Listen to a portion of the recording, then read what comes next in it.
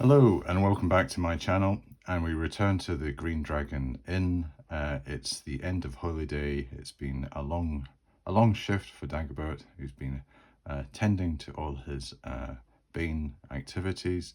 The rest of the party have had quite a refreshing experience. Lendris is quite uplifted by his meditation, and Adelind has spent a very pleasant afternoon wandering around the town, contemplating the advantages of neutrality and not having to adhere to all this hocus pocus and religious stuff. I had said at the end of the last episode that I wanted to do a bit of tidy up for Hallas, and just some of his conclusions on what he'd come to in terms of the suspects for the crime, because we've been spending about 3 episodes going through some of the crime statistics and information and gathering information, and our lead investigator Hallas was hot on the trail of a potential perpetrator that he was trying to sniff out, like the bloodhound he is, and see whether he could sift through all the conflicting, collaborating and corroborating evidence, and come up with some form of conclusion. Now, I'm just going to do a quick summary of what Hallas has come up with. So in terms of our party, we've got our individuals here. I'll just arrange them up. We've got our core party, who is Dagobert, Tristan and Lindris, and he also includes Adelind in this, and he feels quite confident that they are not involved in any way with the crime. He's aware of the status of our party in Marchton now, and with the residents of the keep. He is, when it comes to Anarion, however, he is rather wary. So I would say for our party, we'll call it Party A, just for we're okay. We passed the test. Our evidence was cross-referenced, and he's quite happy. When it comes to Anarion, I would say that he's rather wary of Anarion, but because of his association with our party, he seems to be okay. He's going to keep an eye on him. He may want to have some further questioning of Anarion to see if he has any information or he has seen anything in the wilds.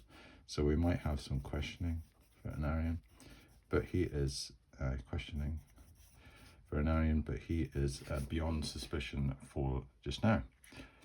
So that's our little avatars out of the way.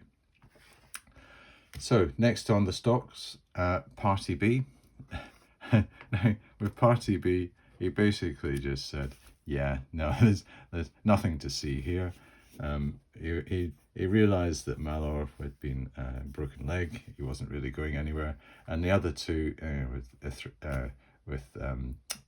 what's his, I always forget his name, Tibbet, Father Tibbet and Clothar the Druid, they seem pretty innocuous, and basically they seem to be cross-referencing their stories. They seem to be involved in training all week. So he was okay with Party B. He thought they were very nice young men. So he just moved on from then. Now we come to the other two parties. So let's take Party, I was going to say Party C. We've got Baldor in orange, we've got Klondike Bill in red, and Derry the Dwarf. Oh no, did I have Klondike Bill in black? I can't remember. I think maybe Derry was the red one and Klondike Bill was, because of his black heart, a rascal and a rogue. With unsurprisingly, Hallas is very suspicious of this little group. Less so of Baldur, who seems to be just a gullible fool who has been lured in to the wiles of these two rascals and villains. He is, as I say, he's very suspicious. However, he can't pin anything on them. They seem to have very convincing backstories. They seem to know people in Marchton. They seem to know people all over the Northern Marches. They do have some form of shadowy reputation that he is aware of. He has heard of people whispering about Klondike Bill, or a man, a tall, rakish, handsome man with a dwarf sidekick being involved in nefarious activity. However, he can't really pin anything on it, so he's gonna continue with his inquiries with those three. Maybe discount Baldur. As I say, he just views him as a bit of a pawn, excuse the pun, a pawn in their web. Okay, so I will put down Baldur, Klondike Bill, and Derry, and I would say that they are suspicion, and further investigation. So this is going to form part of what Hallas is going to be involved in this week. So he's extended his stay in Marchton. He was initially called in to be involved in the trial of the captain of the guard. That occurred last Wednesday. But he has decided to stay around and continue with his investigation and see whether he can, from the Marchton end, see whether he can come up with any information that will help his colleague who's working down in Wayford. Right, so this leaves us with the enigmatic Beruthiel. We know that she is an agent of Varel, Lord of Shadows. She is working for the Hidden Eye, a society that is dedicated to the restoration of the Empire, the restoration of the evil cult of lawful evil. They really want a lot of mischief and pain and suffering to be inflicted on this local population who disgustingly rejected and turned their back on the true religion. They are fanatics, they are devious, they have very black hearts, and probably top of the pile, and their prime agent is this Beruthiel. She is the mistress of secrets. She is an enchantress when it comes to persuasion. Has she enchanted Hallas? Well,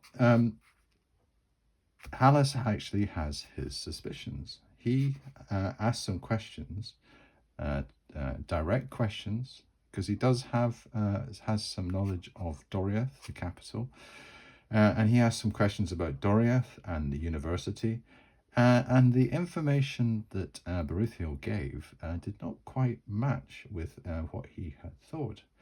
So he wants to check with the residents of the keep if they are aware of Beruthiel at all, if they know of her, and he really wants to just follow up. He's following his nose. He doesn't think that her story completely adds up. He did realize that she was charming, and he did feel himself being drawn towards her. However, this was the glance that Dagobert caught when he was looking as she left, and it was almost like a knowing look that I think there's something not right here. I just have that spider sense going off. So Hallas is on the trail. So that's probably good news for us, because we don't really want Beruthiel just walking around and just taking over the place and basically everybody's kind of lured into a false sense of security. She has a safe house in Marchton. We could probably establish that at a later date and just find out who her colleague is and whether this network is more extensive, but it looks as though she's just working with one another just now. So that is basically Hallas's conclusions.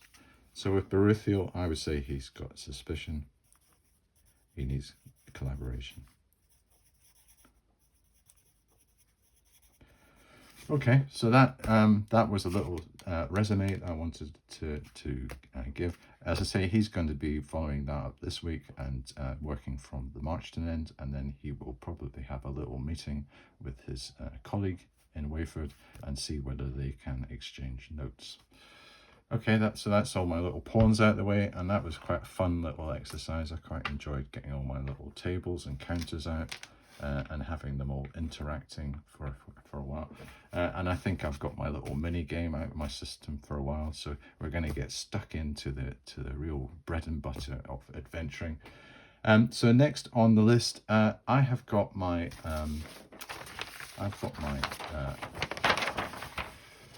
week matrix, the Green Dragon Inn, lined up, and I have extended it into week 2. Or so this is actually week 3, because we started doing the churn mechanic. We instigated it from the start of week 2, so we're actually going into week 3 now. I have got a couple of things that I had missed out from my churn mechanic. And the first is the what the residents are doing, and I forgot to do the other party B.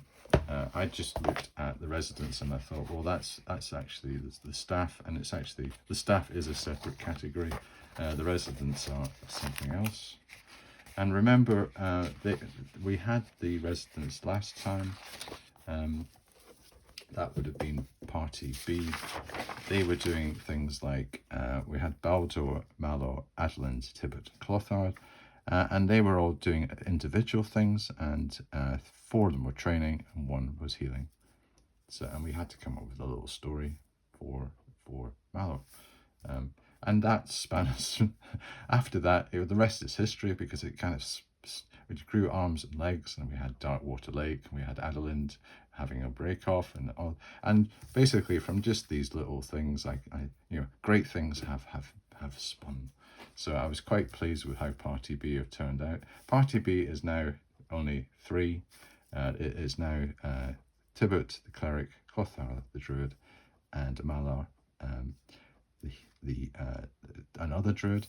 And Baldur is out on his own, and he seems to have lined up. I've got Klondike Bill and Derry. They're non-residents. I've got them but I've got them on this list so I can keep a track of them. So basically, I want to try and replicate these items for probably Baldur, Malor, Tibbet, and Clothar. So I've got this little, I've got in my notes here. Residents. So for existing residents, perform a general check of their activity over the course of the week. Make a note in the planner. Adventurers will be involved in party activity, i.e. adventuring 1 to 6 on a D10, and personal activity on a 7 to 10. Parties need at least 2 adventurers. Okay, so let's find out what Baldur is up to. This might be superseded. I'm just saying this is his general intentions, but it might be superseded by events. But let's find out what his general intentions are. So I'll get my D10 out. Let's find out what he's interested in. He's doing a 7. He's doing personal activity again, like last time. So it might be other downtime activity. Let's find out. We got a D6 out for this, actually. Get the D6 out, and he is doing 4. So I've got healing and recovery. That doesn't really sound too. He's not injured. So I will say that he is doing something else, and I will have to come up with a reason. And it's knowing Baldur, it's not going to be any good. It's probably going to have something to do with Darkslayer, with Klondike Bill, and with Derry Ironheart. I do not doubt. So I will put independent to be advised. So that's Baldur Bloodfist. Okay, so let's do Malor. Now he's recovering. He's got his broken leg, and he's almost there. Amazing recovery times in AD&D, but there you go. If this was Chivalry and Sorcery, we'd probably have a character trying to do his healing rolls for about the next 3 months, but we're not. So that's 8. He's doing his own thing. And if he is healing, it might actually make some sense. yeah, he is still healing, so he still feels that he needs to recover. That actually makes sense. I will say independent and healing. So that's the dice is confirming and correlating with what our expectation is. Adelind is now part of our party, so we don't need to do her. We'll do Tibet the cleric and find out what his story is. Get the D10 out. So he is quite fancy going for party activity, adventuring. So we'll have that. And remember, we have to have a minimum of 2. So let's find out if Clothar is up for party activity. That means they are thinking about going for it with Darkwater Lake. And he is. All right, so we're on. So party, Clothar and Tibet are adventuring. So they've already intimated and hinted that they are keen to get to Darkwater Lake. They made a bit of a pact with Adelind. In fact, they really made her beholden that she would help them find another party member. It looks as though Malar is maybe laid up. However, he might make a very swift recovery if maybe Adelind comes up with the goods, or maybe through the vehicle of Dagobert, and they get another to beef them up. But this isn't maybe good news for our party because we want to make an assault on Darkwater Lake. However, we know that we're scheduling that in for tomorrow, the Monday. I think the earliest that they could probably get started would be either the Tuesday or the Wednesday.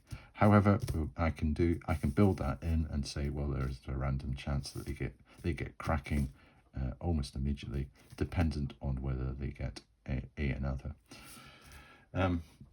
I would not advise them to maybe approach Baldur again, and they've probably been once bitten, twice shy, and now that he's hanging around with even they are kind of wrinkling their noses when they see Klondike Bill and the Derry Ironheart. They're not really thinking, if we were out in the wilds, they would probably murder us or do something terrible to us. We don't really fancy being out there on our own. So that's that done. That's interesting. They are in play.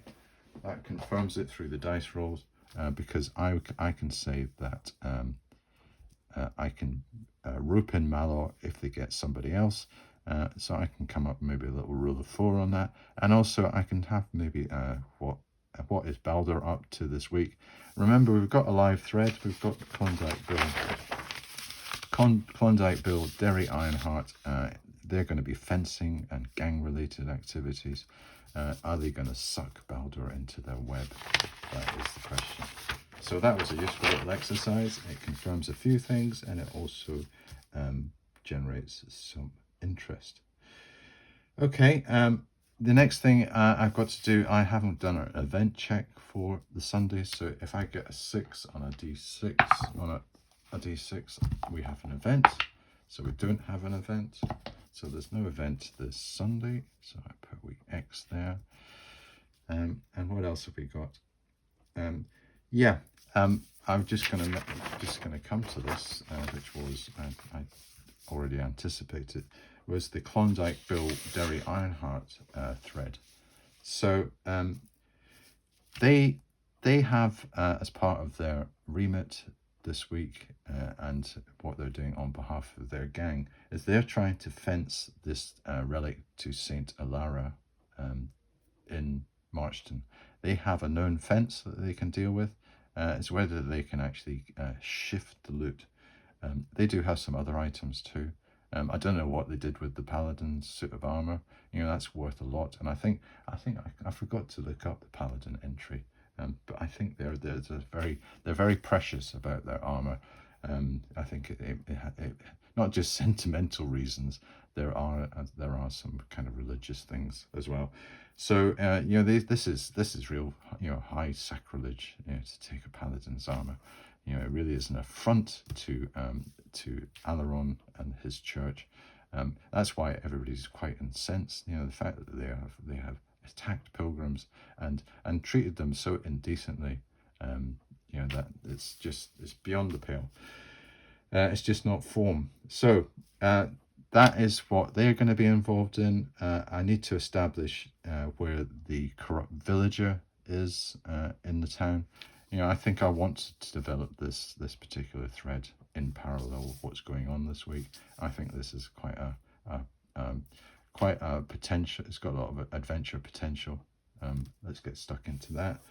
And they, all the while, they're going to be maintaining a cover story that they are mercenaries, and we've got Hallas sniffing around. Are they going to make any mistakes? Are they going to put a foot wrong? Currently, Klondike Bill seems to be navigating society with a lot of ease. Derry just stays quiet. He doesn't really say anything. He just looks. Which is probably even more menacing, because Klondike Bill is quite vociferous. He does all the talking. He's quite a charmer. He likes to get engaged with people. He has the gift of the gab. Derry is he's almost like his enforcer. He's quiet. He just stares. He is inscrutable, which makes him even more threatening. So that is probably their objectives this week. I will do a rule of 4 to see what the options are later on in the week, and see whether they become entangled with our characters, or I might even see if because there is a chance that they might get involved with our party, because do Klondike Bill and Derry, are they aware that our party is going to Darkwater Lake? Are they interested in potentially shadowing? I think they've got enough on the stocks for their own business, but you never know. Klondike Bill is an opportunist. He's always on the lookout for loot and anything. He might have been picking up. He might have been picking up with his radar-like sensors in the Green Dragon lots of other information that the rest of the party and some of the other residents weren't. He is a dangerous fellow. It'd be interesting to maybe do Klondike Bill in a bit more detail. I think level wise, I had him round about 3 to 4, a fighter. But it'd be, and I'm coming down on the persuasion that he is a chaotic evil individual, but he probably tries to keep that under the radar. So he's probably pretending to be chaotic neutral.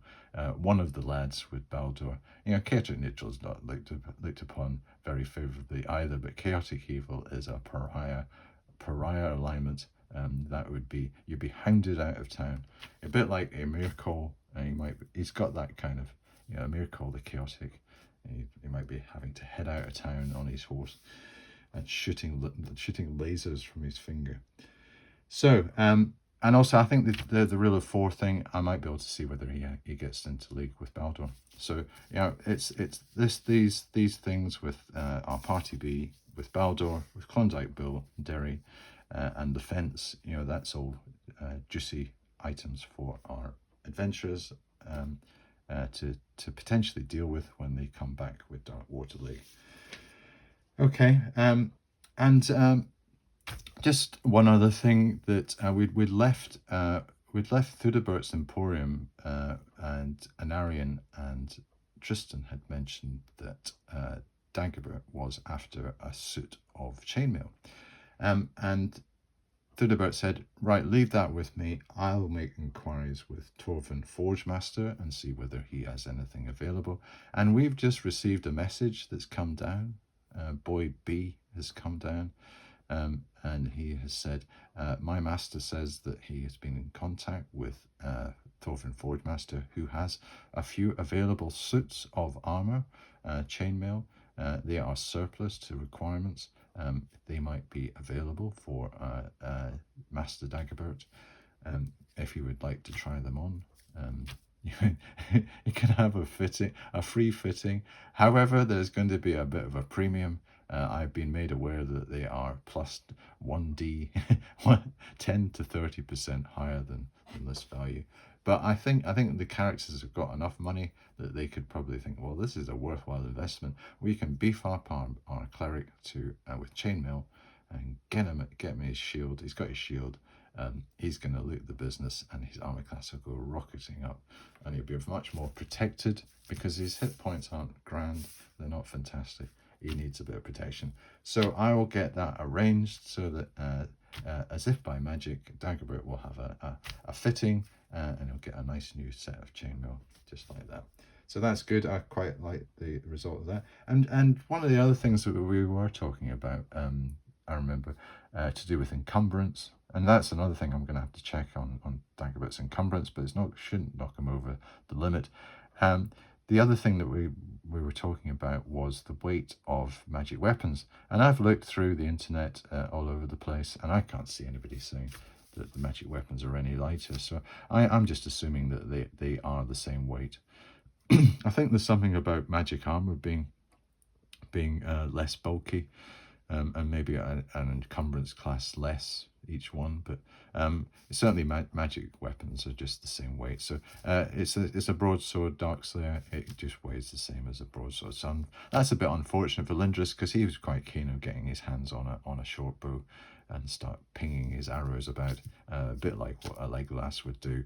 He's just got that dagger that he keeps on throwing around just now, which doesn't really seem to have much impact. I think he's a bit jealous of what Anarion and Tristan, certainly what Anarion's been doing with his surprise rolls and coming out with that light automatic weapon that he can use.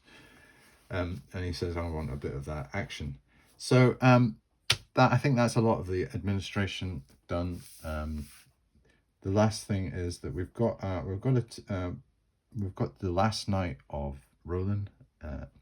So our entertainment is the Four Seasons, the Troubadours, the Four Season Ensemble of the lute, the flute, the drum, and the viola. And remember, we had a performance metric of 1 to 2, and they have established a +2 because they've just been so terrific.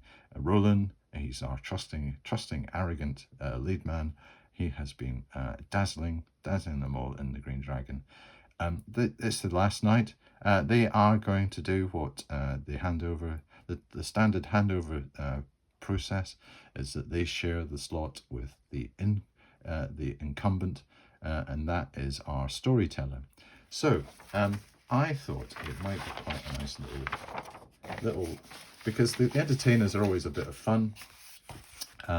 I have got our storyteller coming up. I think it might be quite good fun just to find out what this storyteller's all about. And you're going, all right, okay, let's indulge Brian. It's the old personality and traits. And I thought maybe as well, I'll do an age check and an appearance check. So let's find out what they look like and how old they are.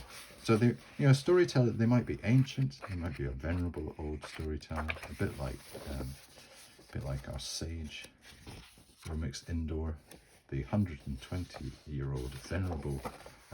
We have to always check every time we go and see him whether he has expired.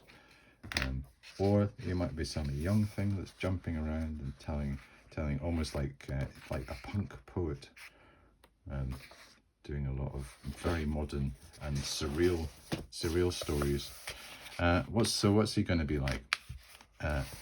We've got an appearance table here, and we've got a general table. So let's do his appearance first, and that's a 1d10. So I'll get my d10 out. That's my d10. So let's find out what is it. So his appearance is 3. He's youthful, so it's probably in his 20s. So he's going to be cutting edge stories.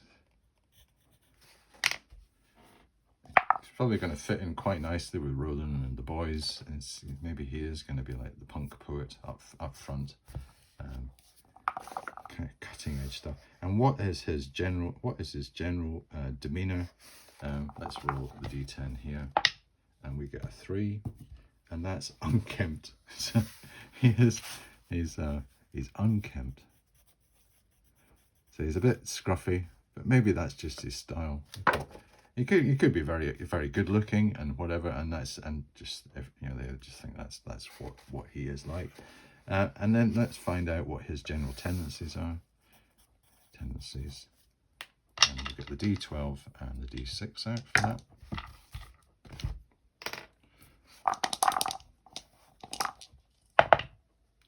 So that is 5 plus 17. He's studious. So maybe he's like one of these student poets. He could be someone that is really into like his meters and his iambic pentameters and all that good stuff. And he's really quite on point when it comes to his diction, and he does a very precise rendition of his bardic poetry. You know, that could be something.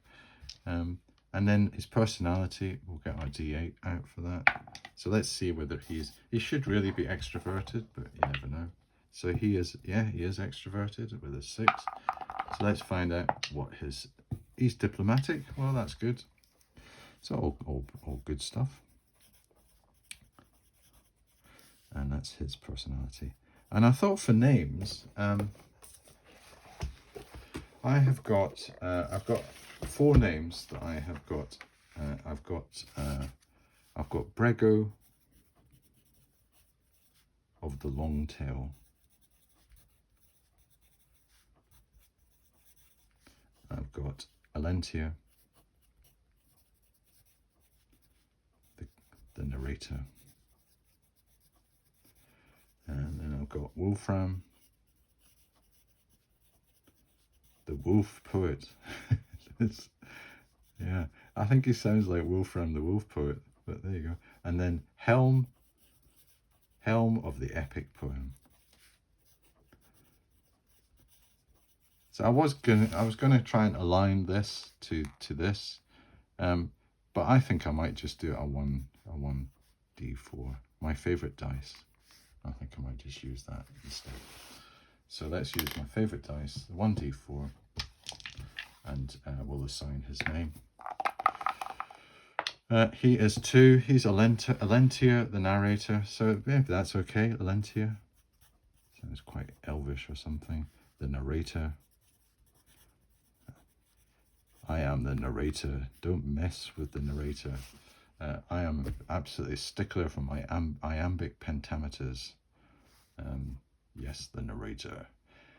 So we do our usual. We're just going to do a 1d10 for his first night. So he's coming on. Roland and the boys are playing an instrumental in the background, and Alentia stands up and he says, "I am going to relate the tale of," and he goes on about some ancient warrior, and the crowd murmur and they think, "Oh, this sounds good." But is it? Let's get our D10 out. Is it on a scale of 1 to 10? Does it hit it? Yes, he is an instant star, an instant hit in the Green Dragon, Alentia. He has the audience. The audience are smiling. They are appreciative. They think, well, that was an amazing story. And he was so precise with his lines and his phrasing and everything. He was absolutely on point. Yeah, and not only that, he was entertaining, a bit scruffy, but we can, you know, such a good looking young man. Excellent. So I think he's been an absolute hit. Good on Alentia. And the last night for the Roland and the boys, and they probably did a fantastic final song, and that's them for, well, we might come across them some other time. You know, they might come back, as will Rowena. You know, we might have them on a circuit. If we get another set of troubadours, I'll do a percentage to see whether they are troubadours, or is it going to be someone new. Okay, so that's all that done. I think the next on the agenda is we are planning to go to Darkwater Lake tomorrow. So let's get, and what we have to do is we have to do a bit of planning to see how far this is going to be. So the last time we've looked at a map was quite a while ago when we went to Dunmorna. So we've and what I've done is I've taken our subhex here. So if we look at the large, let's look at the large map first. I'll just get that one out. I'll put it side by side. So I've got my large map.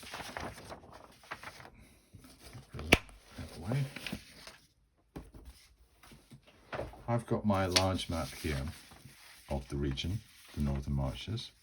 And this is our Marchton hex, and that correlates with our sub-hex here. And then we had Darkwater Lake up here, which was the hex next to it. So that is our Darkwater Lake here. And what I've done is, unfortunately, it's not full. I have to do the rest of it. But I have mapped out what I believe to be Darkwater Lake. I thought it would probably cover about at least probably 6 hexes. And it takes up most of them. And there is the island in the middle, and that's the location of the temple. So this is all the information that Adeline's related to Anarion, who is scribing away, and probably getting a bit of help from Lindris, because we know that Lindris is an expert mapper, and he does all that cartography for us. So he's probably scribing it all down onto this and making it nice and coloured with his elvish skills. And he is, being quite faithful, and he draws quite a scale map. Now, we do have a bit of a gap here.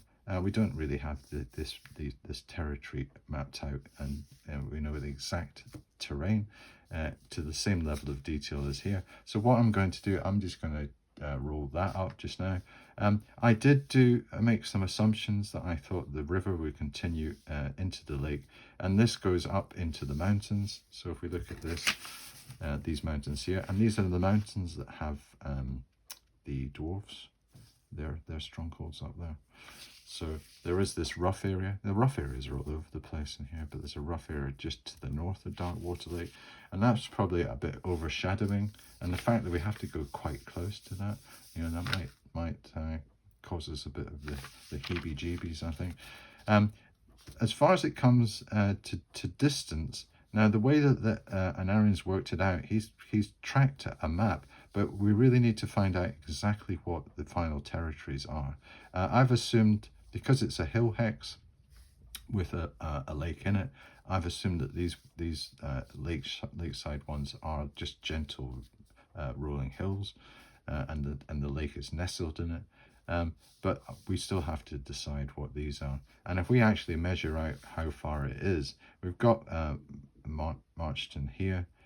If we go 1, 2, 3, 4, 5, 6, that is 18 miles. So that's probably roughly what you could travel in a day. So the terrain is probably not too rugged. It's probably classified as normal terrain. So we could probably get there in a day. It's going to take us a day to get there. Would we want to penetrate the temple at night time? I doubt it. We'd probably want to camp on the shore, maybe scout out the causeway. Would we want to spend a night on the island? I don't know. Remember, Adeline never made it to the island. She just got to this causeway. These are the sort of questions that we're probably going to have to ponder and think when we actually get there. We might have some ideas in our head before we go, but maybe that's something we're going to have to just decide as and when we get there. But we do know it's going to take us a day's travel to get there, a day's travel to get back, and maybe a day's adventuring. So we're talking maybe 3 days in total. So we're going to have to take sufficient rations for that, and we can't just rely on maybe an Anarion to do a bit of foraging for us. But I think just to maybe close out this particular episode is if I just decide what these items are, and what we can do is we go to our favorite appendix, well, like next to appendix A, which is our random dungeon, but appendix B, which is it's one of our favorites, is the random wilderness terrain. And I'll just assign what these items are, and then shade it in, color it in, so that it looks nice. And that might actually decide exactly what route Anarion decides to go on. So if we get to item sub-hex 1, on the basis that our predominant terrain is hills, we'll use that column. So the way it works, if you recall, if we have a sub-hex, we've already decided what the overall terrain is. I just use a D20 on that particular column. I don't differentiate any other terrain. It's really just the predominant terrain should dictate what the overall terrain is. And most cases we should get hills again, but there's a chance we get something different. And that's what generates, like in our starting hex, we had quite a variety in the end. That was quite good. So let's find out what we have in hex 1. We have 4. That is forest, so that makes sense. Got forest. In hex 2, we have scrub. In hex 3, make sure that's in camera, we have, oh dear, we've got a rough. We've got the rough. The rough is contaminating into this hex. That's from here, so the rough's up here. Ugh. So there's always a rough. Subhex 4 is a 2, so that's scrub again. And if we're saying that's hills, that's hills, that's hills. And what's this? What's subhex 8? 3. Would you believe it? Scrub again. Oh, I am making a big mistake. I am not even doing a D20. I'm doing a D. Oh, what am I like? All right. Well, I'll use that. I'll have to use that as the yeah. I'll do a 1 to 10 just to see whether I beef it up or not. Okay. Sorry about that. I was concentrating because I was looking at the corner of my eye and I saw my cat slinking about, and I was just worried that it might actually try to jump up on the table, because it's usually quite it's quite keen on interfering with things, and it's never made a camera look.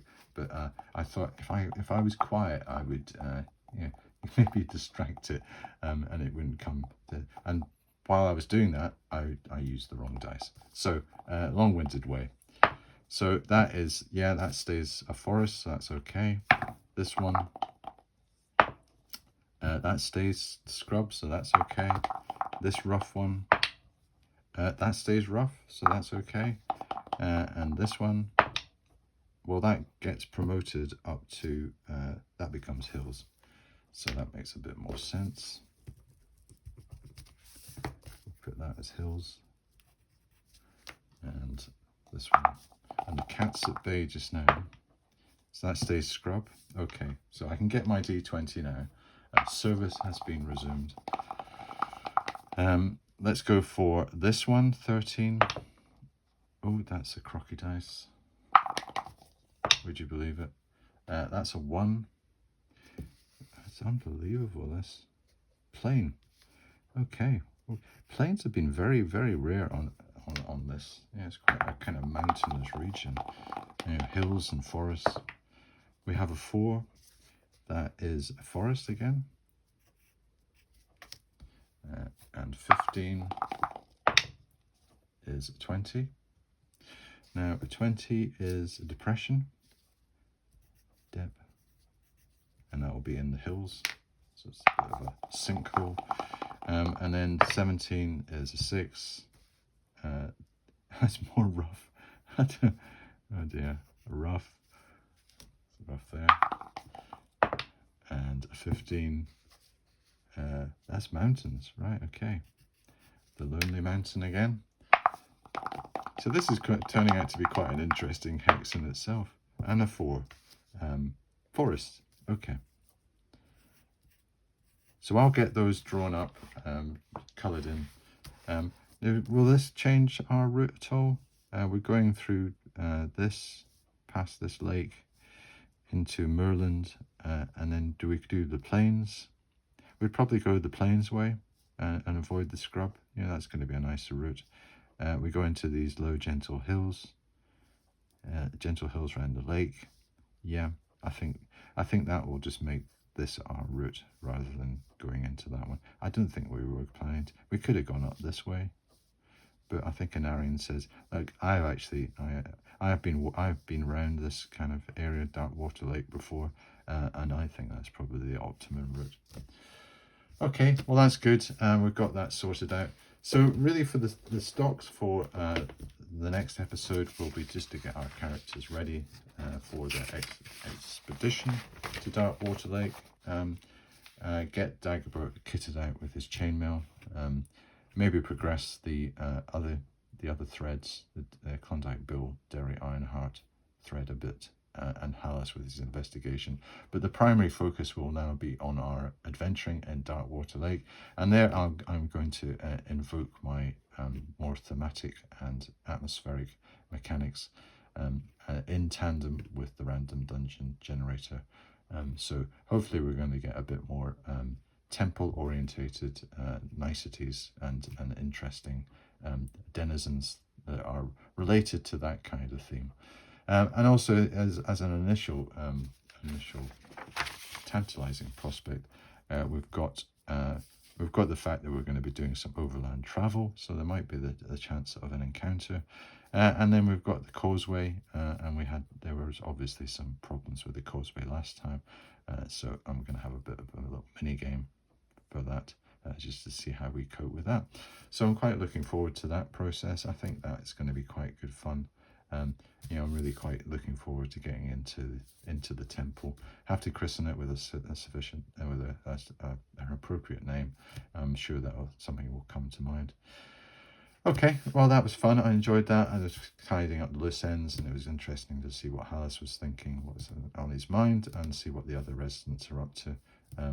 And another week in the Green Dragon goes by. Onwards and upwards for the next. Right, well, thanks very much for joining me on this one, and I look forward to seeing you next time.